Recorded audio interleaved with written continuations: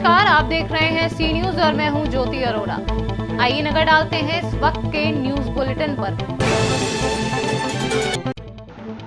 Mainpuri doctor A K. Pandey CMO जिलाधिकारी महेंद्र बहादुर सिंह के निर्देश अनुसार राजस्थान व गुजरात से आए हुए लगभग 25 लोगों में से 1 व 3 साल का बच्चा भी था। सभी की डॉक्टर एस.पी. सिंह, शैलेंद्र सिंह, संजय पंकज शर्मा की टीम द्वारा स्क्रीनिंग कर कोविड-19 के लक्षण आदि पूछे, जिनमें 3 लोगों को हल्का बुखार था, जिनको सैंपलिंग हेतु संदर्भित किया। शेष व्यक्ति व महिला बच्चा स्वस्थ व सामान्य है।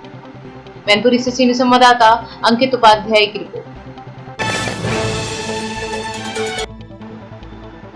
देखा जा रहा है कि कोरोना महामारी के चलते सभी प्रशासनिक अधिकारी अपनी अपनी जिम्मेदारी निभा रहे हैं, अब चाहे दिन हो या रात हो। बीते दिनों खबर दी थी कि पार्षद के नाम पर चोरी छुपे शातिराना अंदाज में मैहर नगर पालिका से रात में खाद्यान्न वितरण किया जा रहा है, जबकि मौके पर न कोई आदेश दिखा, न कोई बांटने की पर्ची दिखी। 50 लोग पहुंचे नगर पालिका और पकड़े जाने पर मचा हड़कंप। कुछ ही देर में बिना राशन लिए 50 लोग भाग खड़े हुए।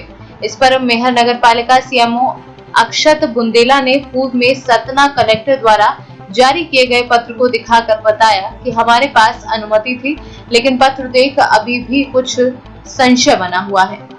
ये जैसा कि ये मैहर शहर का एक पॉइंट है और यहाँ पास क्या क्या सुरक्षा के इंतजाम किए जा रहे हैं, जैसा कि रात में भी 12 बज चुका है और आप इतनी रात्र में एक अधिकारी पद पर हैं और क्या व्यवस्थाएं आखिर कर रहे हैं यहाँ, ऐसा कुछ? ये मैहर शहर का ट्रांजिट स्टेशन टाइप का बनाया गया है। यहाँ पर रुपेही बाईपास से जो हमारे लोग स्क्रीनिंग होकर आ रहे हैं, उनको सतना ज़िले के अलग अलग रूट बनाए गए हैं। उनके लिए अलग अलग बसें उपलब्ध कराई जाती हैं और उनको उनके गंतव्य स्थलों तक पहुँचाया जाता है। उसके लिए ये ट्रांजिट पॉइंट बनाया गया है। और इसके अलावा यहाँ पे हमारी 3-4 टीमें लगातार बनी हुई हैं। 24 घंटे हम लोग यहाँ ड्यूटी कर रहे हैं, जिसमें राजस्व विभाग, पुलिस, शिक्षा विभाग और नगर पालिका के कर्मचारी लगातार अपनी सेवाएं दे रहे हैं। अच्छा, जैसा कि अभी रात में यहाँ लगे हुए हैं और यहाँ किसी प्रकार की अगर किसी गरीब को भी समस्या हो जाए कि उसके घर में कुछ अनाज नहीं है, खाने पीने की नहीं है, तो क्या इन्हीं व्यवस्थाओं की पूर्ति के लिए आपने कुछ दिन पहले जो चैनल में चला था कि उनके पास कुछ कागजात सामग्री नहीं थी और उन्हें अनाज वितरण किया जा रहा था, क्या कुछ था, कुछ बताएंगे उस विषय में? सबसे पहले तो एक गलतफहमी जो है बना दी गई, या जो भी पुष्टि के अभाव में जो न्यूज़ चलाई गई है, उसमें सबसे पहले तो मैं ये कहना चाहूँगा कि हमारे जो मीडिया बंधु हैं वो भी और जो हमारे जो कर्मचारी काम कर रहे हैं, सभी बहुत ज़्यादा दबाव में हैं, क्योंकि लगातार 24 घंटे सभी सेवाएं दे रहे हैं। तो कोई भी ऐसी न्यूज़ चलाने के पहले एक बार उसकी तथ्यात्मक जांच कर लेना, प्रभारी अधिकारियों से विधिवत उसकी पुष्टि कर लेना ज़्यादा उचित है, क्योंकि इस समय प्रशासन यथासंभव बिना भेदभाव के सभी को सुविधाएं उपलब्ध कराने में लगा हुआ है। इसमें समय की कोई सीमा नहीं है, सभी 24 घंटे कार्य करने में लगे हुए हैं। और इसी में जैसे उस दिन का वो वीडियो रात का वायरल किया गया कि ये किसको बांटा जा रहा है, कहाँ बांटा जा रहा है, जैसा कि मैं पहले भी बता चुका हूँ कि खाद्यान्न विधिवत जो हमारा कोविड-19 के अंतर्गत आपातकाल के तहत आवंटन प्राप्त हो रहा है, उसको वितरण की एजेंसी के रूप में नगर पालिका चिन्हित की गई है। और उसके लिए जो विशेष आवंटन जो हमारे मंदिर समिति में दर्ज नाई और पंडित जो उस कर्म में लगे रहते हैं, उनके लिए आवंटन था, जिनको सीधे वितरण के आदेश आए हुए थे, क्योंकि वो सूची वहाँ पहले से। क्या आप इन सभी के कुछ कागजात और डॉक्यूमेंट जो है तो शो किए हैं, दिखाए हैं मीडिया बंधु को, या मैंने पत्रकार? कोशिश की थी कि जो हमारे एसडीएम साहब का आदेश है, जो हमारे कलेक्टर महोदय द्वारा जारी आवंटन का आदेश है, वो सब मैंने कोशिश की है कि मीडिया बंधुओं को उपलब्ध करा दूं। और उसी दिन, उस रात में, अगले दिन सुबह जैसे जैसे मेरे पास आदेश आते गए, मैंने लगातार वो मीडिया बंधुओं को उपलब्ध भी कराया। और इसमें महत्वपूर्ण बात ये है कि जो भी कार्य किया जा रहा है वो सब आपदा प्रबंधन नियमों के अधीन किया जा रहा है। इसमें एक एक रुपये, एक एक पाई, एक एक दाने का हिसाब लिया जाएगा और हर चीज़ की रिपोर्टिंग होती है। तो कहीं भी ऐसा कुछ नहीं माना जाए, ना ऐसा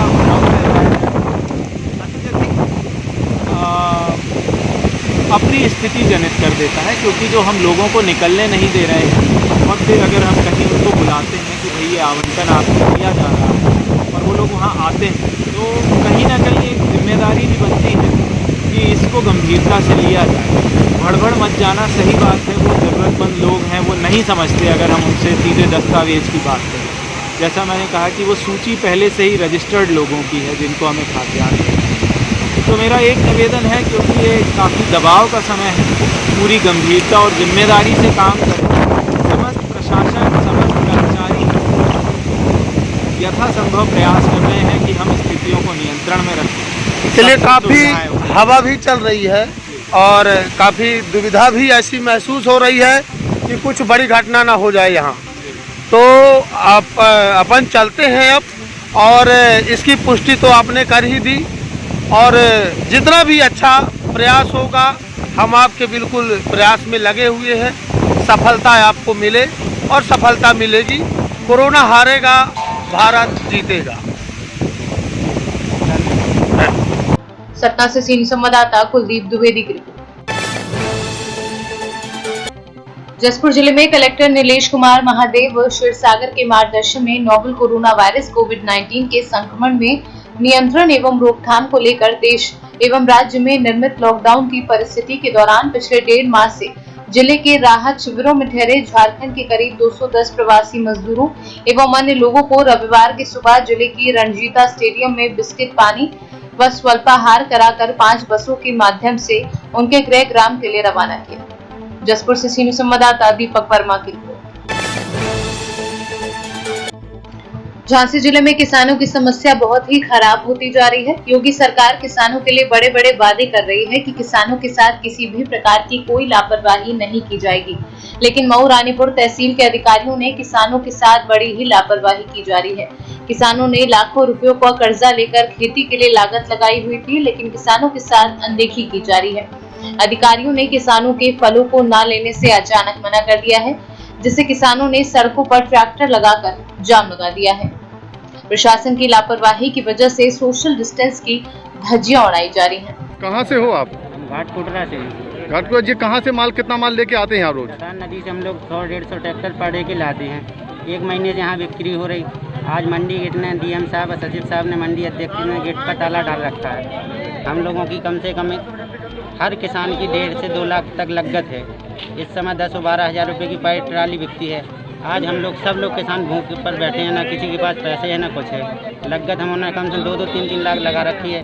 सबसे पहले तो दफान नदी में पानी भरा था, जिससे हम लोगों को तरबूज डूब गया था। दूसरी बार हम लोगों ने फिर से तरबूज लगाया और पैदा किया, इस बार बिक नहीं रहा है।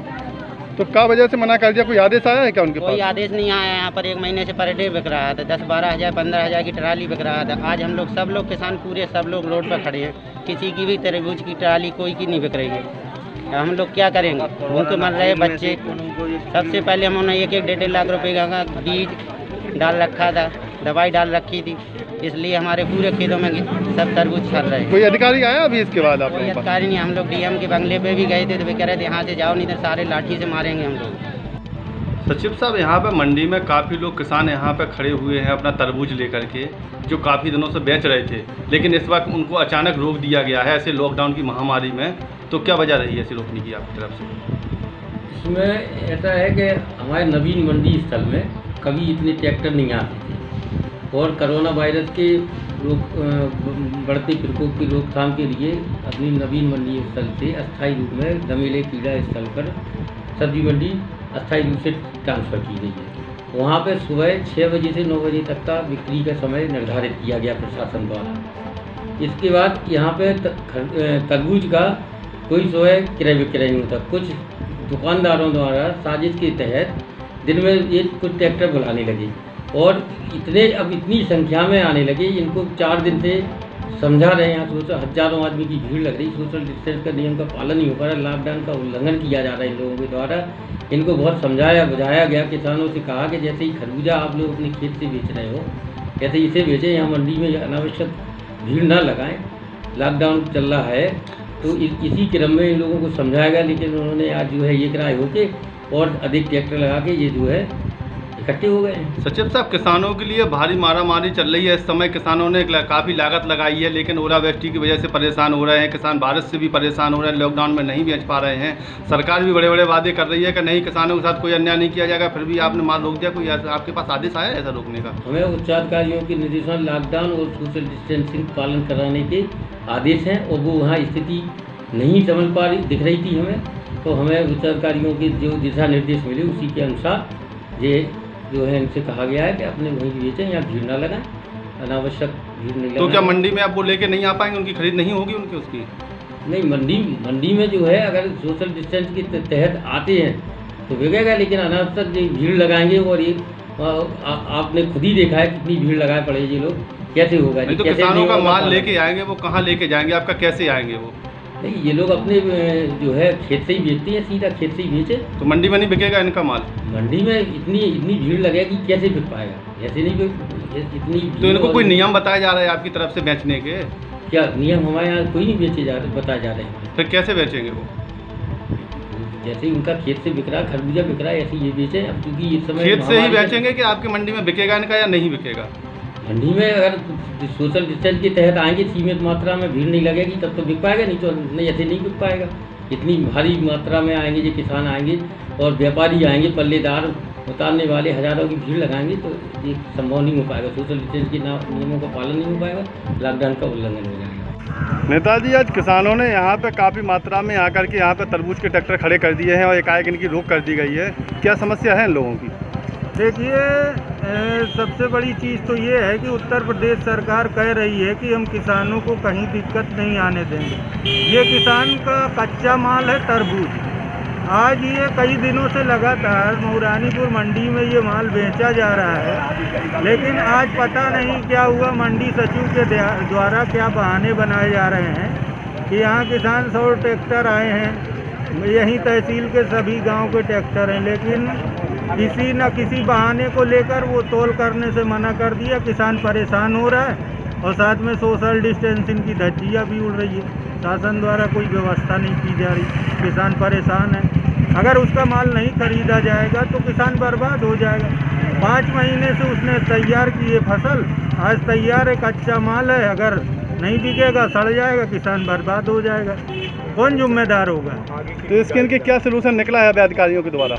हमने मंडी सचिव से बात की है, यहाँ के तहसीलदार से बात की, वो उल्टा हम पर कह रहे हैं कि आप जिम्मेदारी लो तो हमें कोई दिक्कत नहीं। सरकार आप हैं कि हम क्या जिम्मेदारी लेंगे? शासन की व्यवस्था बनाना शासन का काम है, हमारा थोड़ी है। झांसी से सीनियर संवाददाता असलम मोमिन अंसारी की रिपोर्ट।